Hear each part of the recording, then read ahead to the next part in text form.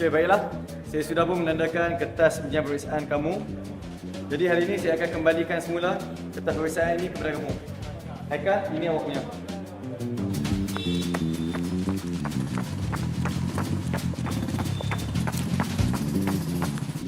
Ini kertas ujian peperiksaan kamu.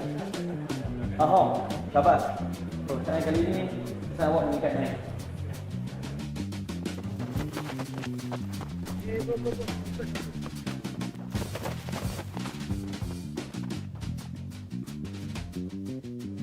Kepada yang telah berusaha dan mendapat markah yang tinggi, saya ucapkan syabas.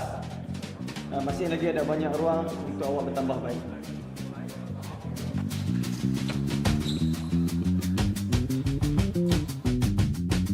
Bak kata pepatah, berakit-rakit ke hulu, berenang-renang ke tepian. Bersakit-sakit dahulu, bersenang-senang kemudian. Sama.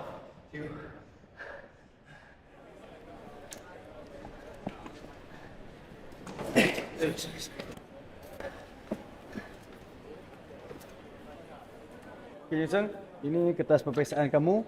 Tahniah saya ucapkan kerana kamu mendapat markah yang tertinggi di dalam kelas ini.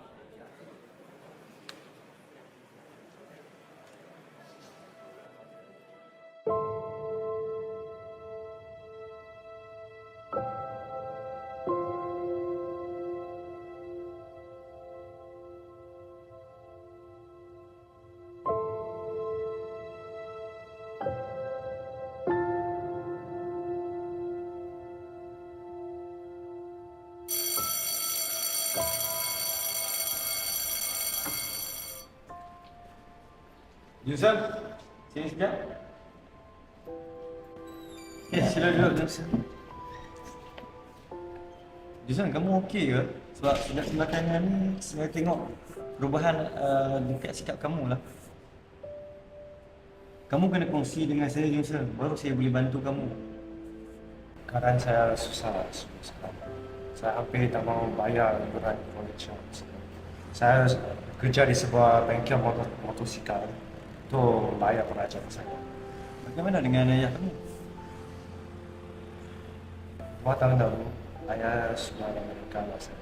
So, sekarang hampir hanya ibu saya untuk menampung, kita tidak ada lagi. Saya minta maaf, Johnson. Saya tidak tahu keadaan awak sebelum ni. Sebenarnya, Johnson, awak seorang pelajar yang baik. Macam ni lah. Saya akan cuba bantu kamu. Bila kamu ada masa yang lapang, kamu bagi tahu saya. Saya akan adakan kelas tambahan. Tolong juga bertolong saya. Betul, saya boleh bantu awak.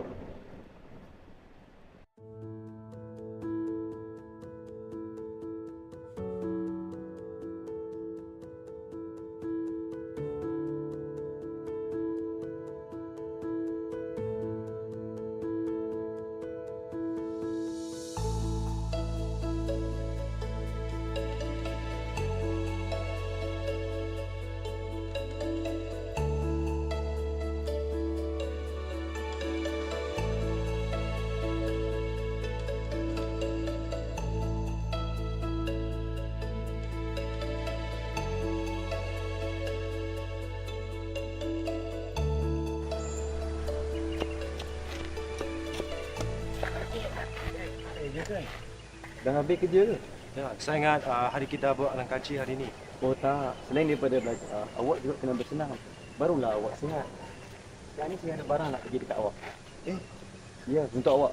Betul ke, Sir? Betul. Terima kasih ya, Sir. You macam ayah saya dulu sentiasa suka bersenam dan mengingatkan saya.